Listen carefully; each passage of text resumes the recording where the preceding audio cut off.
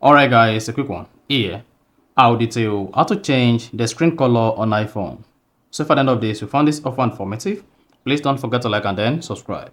Now the first thing you want to do is go ahead and open the settings app. On the settings page, scroll down, locate and click on accessibility. On the accessibility page, you want to scroll down to click on display and text size. Now scroll down the page until you get to color filters. So click on it. Now go ahead and turn on color filters.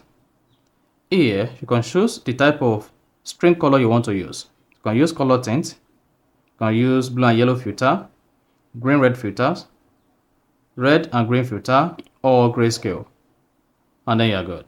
So if you go back, then it should say your iPhone color changed. You see that? So this depends on the type of color you choose under the color filter to take place or change your iPhone color. You see that? So that is basically how to change the screen color on iPhone.